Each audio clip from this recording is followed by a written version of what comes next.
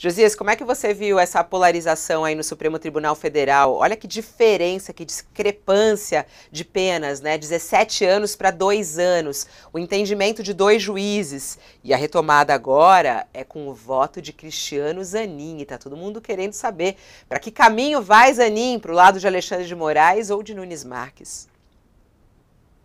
Fabiola, a gente viu ontem o início de uma página da história. O Supremo está escrevendo uma página da história. A gente está há 38 anos do fim da ditadura militar. Tivemos uma tentativa de golpe em 8 de janeiro e o Supremo agora está formando uma jurisprudência nova, uma jurisprudência antigolpe. Nós imaginávamos que isso não seria necessário. Quem imaginaria que alguém tentaria dar um golpe no Brasil? Mas isso aconteceu em 8 de janeiro. E a discrepância entre os votos do Alexandre de Moraes e do Nunes Marques, ela é muito relevante para ilustrar o momento que a gente está vivendo, né? O Alexandre de Moraes, com todos os seus excessos, ele foi visto durante esse processo eleitoral do ano passado e o processo pós-tentativa de golpe como um ministro que atuou com mão forte para evitar desvirtuamentos, seja da eleição, seja da investigação dessa tentativa de golpe. E o Nunes Marques é o ministro 10%, o ministro gorjeta, o ministro a quem o Bolsonaro, que o indicou para o Supremo, se referiu como 10% de mim no Supremo. Pode-se discutir o tamanho da pena que o Alexandre de Moraes impôs ao primeiro réu. 17 anos de cana, mais multa, né, que se você somar vai dar mais de 40 mil reais. Então, uma pena muito draconiana. E a continuidade do julgamento vai dizer se vai ficar nesse tamanho ou se vai ficar menos do que isso. A Procuradoria-Geral da República tinha sido até mais rigorosa, tinha colocado o teto das penas no alto, 30 anos era o limite ali da Procuradoria-Geral da República. Então, pode-se discutir, o julgamento vai prosseguir. Agora, a pena proposta pelo Nunes Marques, de 2 anos e meio, considera apenas o dano e a destruição de patrimônio.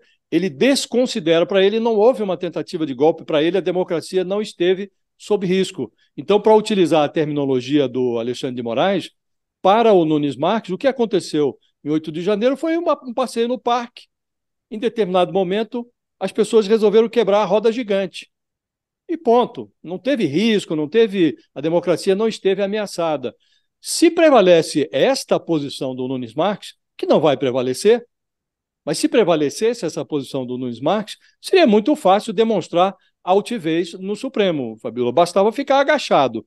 Quem ficasse agachado se revelaria um ministro de grande altivez. Não dá para concordar com uma posição reles como essa.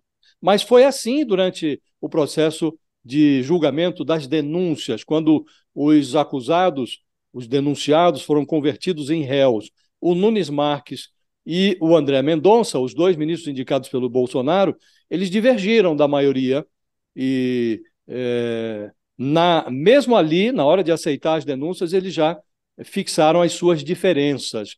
Eles não enxergam nesse episódio, no 8 de janeiro, uma tentativa de golpe. E, claramente, foi uma tentativa de golpe. Então, não se pode escrever uma página da história virando essa página para trás. Nós precisamos virar para frente. Então, convém que a pena seja uma pena draconiana. 17 anos, precisa discutir se é esse o tamanho, se não é, o julgamento vai dizer. Mas também fixar uma pena que desconsidere os crimes praticados contra a democracia, isso não parece razoável. Por isso a posição do Nunes Marques não vai prevalecer. A mão forte do Alexandre de Moraes, Fabiola, ela expressa a vontade da maioria do Supremo. Agora, vamos ver como vai ficar a dosimetria da pena, depois que todos votarem. E é preciso levar em conta, Fabiola, que nós estamos só no começo do processo. Então, muitos outros réus, a fila é grande, mais de 1.300 pessoas. E não seria razoável também que você fixasse um padrão, olha, a pena é essa e vai ser a mesma para todo mundo? Acho que não seria salutar. É bom que os casos sejam analisados separadamente, embora se esteja a lidar com um crime de multidão e a dificuldade de tipificar crimes, de individualizar condutas, é grande. Mas nós já vimos que um pedaço dos encrencados foram separados pela Procuradoria para se beneficiarem daquele acordo de não persecução penal. Portanto, algumas pessoas que estavam ali, a Procuradoria conseguiu verificar que a responsabilidade delas foi menor. Então, é preciso considerar todos esses detalhes nesse julgamento. Agora, é um julgamento histórico, é preciso considerar que não se pode estabelecer penas miúdas, o crime é muito grave. E, por último, Fabíola, algo que eu não me canso de realçar, nós estamos começando esse julgamento pelas piabas do golpe. Só as sardinhas estão sob julgamento.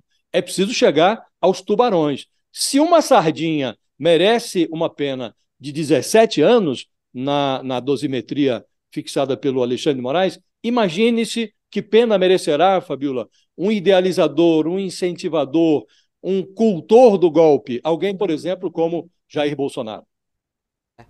Vamos lá.